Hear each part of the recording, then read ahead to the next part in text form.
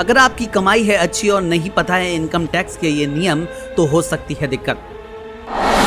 कितना कैश आप नियमों के मुताबिक घर में रख सकते हैं और नियम तोड़ने पर क्या हो सकती है सजा। क्या आपको पता है ये नियम तोड़ने पर आपकी कमाई का सारा पैसा सरकार का हो जाएगा। अपनी मेहनत की कमाई की सुरक्षा के लिए ये खबर पूरी देखिए और जानकारी दोस्तों को भी दीजिए।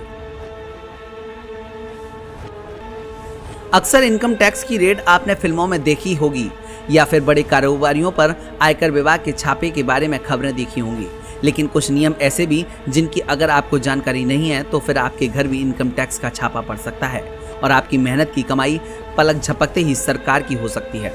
अगर नियमों का पालन नहीं किया और घर में कैश रखा है तो फिर इनकम टैक्स इस कैश को जब्त कर सकता है।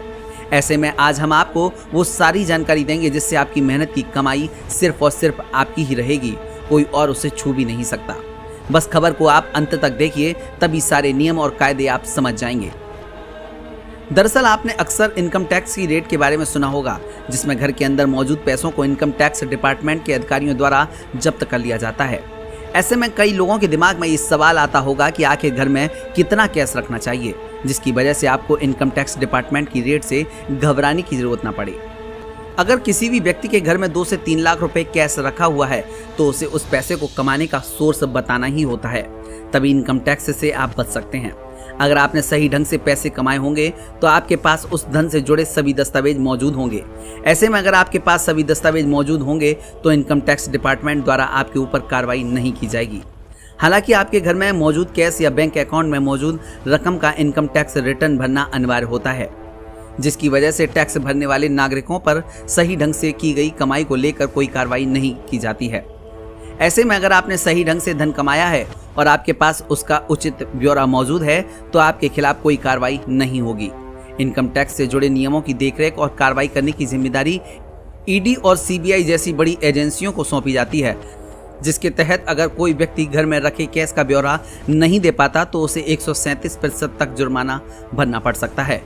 इसके अलावा अगर कोई व्यक्ति एक वित्तीय वर्ष में 20 लाख रुपए से ज्यादा का ट्रांजैक्शन कैश में करता है तो उसके ऊपर भी जुर्माना लगाया जा सकता है। वहीं एक बार में 50,000 रुपए से ज्यादा कैश जमा करने या निकालने पर पैन नंबर जमा करना अनिवार्य होता है।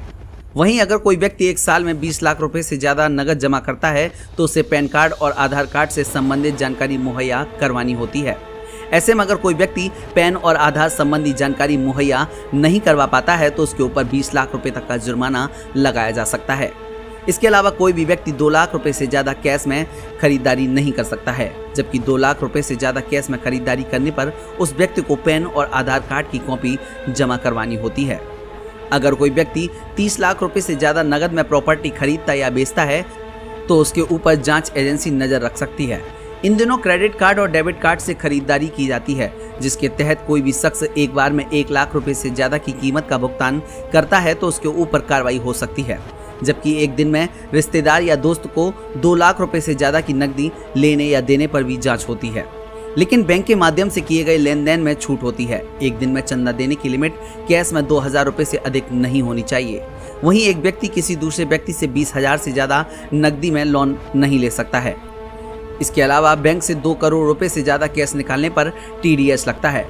तो ये वो नियम है जिनका अगर आप पालन करते हैं तो फिर आपको इनकम टैक्स विभाग से डरने की जरूरत नहीं है। लेकिन अगर आपने नियमों में किसी भी तरह की ढील बरती तो फिर आपकी परेशानी बढ़ सकती है। ब्यूरो रिपोर्ट, मीडिया हलचल।